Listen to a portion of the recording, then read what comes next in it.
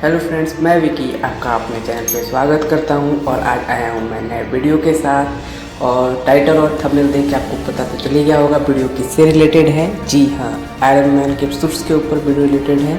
और आप भी अगर मेरी तरह आयरन मैन और मार्वल्स मूवी के फ़ैन हैं तो चैनल को सब्सक्राइब कर दें और लाइक कमेंट शेयर करना ना भूलें। और भी वीडियो मार्वल्स के ऊपर आएंगे, तो चलिए इसी के साथ चलते हैं वीडियो की ओर।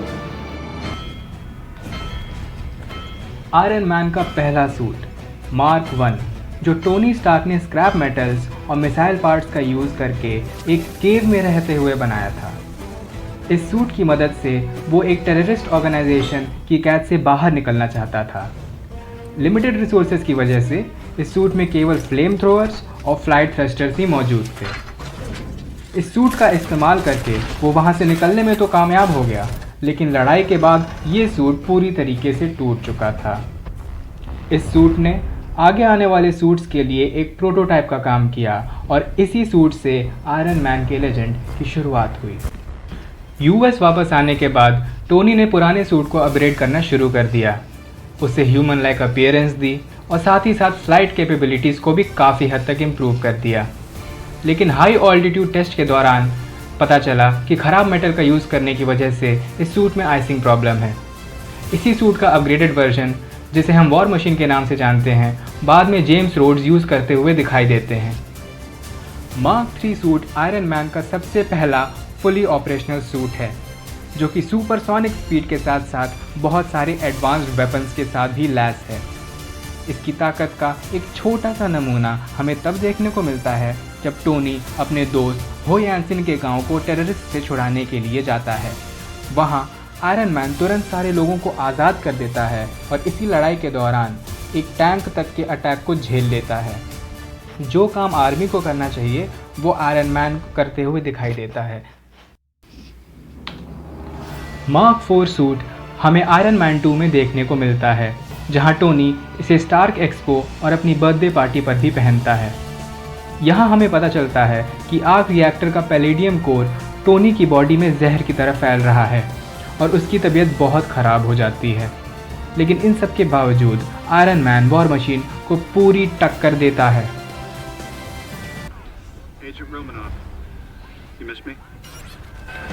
मार्क 6 सूट हमें एवेंजर्स में देखने को मिलता है। इस सूट की बेहिसाब ताकत से टोनी एसगार्ड से आए हुए लोकी को उसकी औकात याद दिलाता है और साथ ही साथ तूफान के देवता थॉर से भी लड़ाई मोल लेता है। ये सूट नए आर्क रिएक्टर के साथ कंपैटिबल होता है, लेकिन बाद में हमें पता चलता है कि शील्ड के हेली कैरियर की टरबाइन के नीचे दब जाने की वजह से ये सूट डैमेज हो जाता है और बैटल ऑफ न्यूयॉर्क में टोनी मार्क 7 सूट यूज़ करते हुए नज़र आता है। इस सूट में ऑटोमेटिक डिप्लॉयमेंट फीचर होता है और इसी सूट को पहनकर टोनी लोकी की आर्मी का खात्मा भी करता है।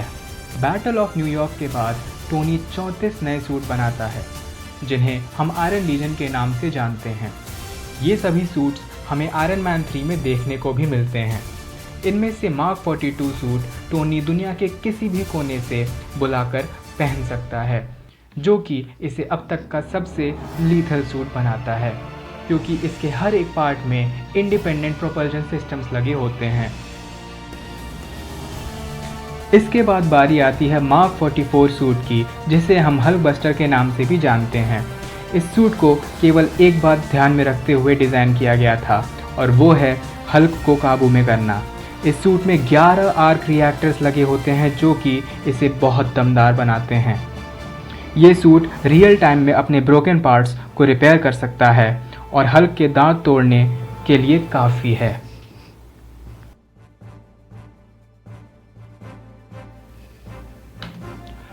अब बारी आती है मार्क 46 सूट की, जो टोनी सिविल वॉर में एयरपोर्ट बैटल के दौरान पहनता है।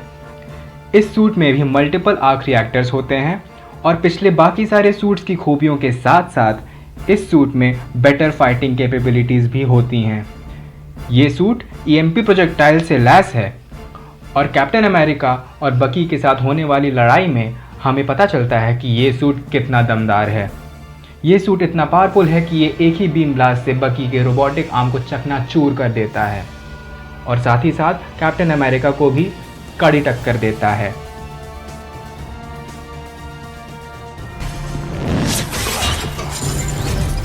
Better late than never.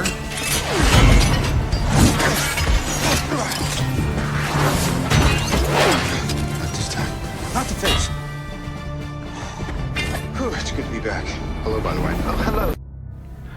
Tony ने अपनी लेडी लव यानी पेपर पॉट्स के लिए भी एक सूट बनाया था, जिसे हम मार्क 49 या रेस्क्यू आर्मर के नाम से भी जानते हैं।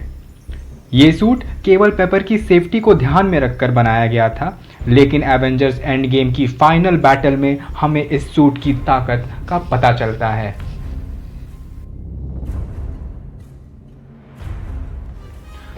तो दोस्तों, अब हम रूबरू होने वाले हैं अब तक के सबसे हाईटेक सूट से, मार्क 50, जो कि नैनो टेक्नोलॉजी का यूज़ करके बना है। इस सूट के नैनो पार्टिकल्स टोनी के सीने पर लगे हुए आर्क रिएक्टर में मौजूद होते हैं, जो कि ज़रूरत पड़ने पर एक सूट में ट्रांसफॉर्म हो जाते हैं। इस सूट में शेप शिफ्टिंग कैपेबिलिटीज़ के साथ साथ शील्ड्स और कैनन्स जैसे कई हथियार मौजूद हैं। बैटल ऑफ टाइटन में इस सूट ने पावर स्टोन के अटैक तक को झेला था और टोनी ने थैनोस को मुंह तोड़ जवाब दिया।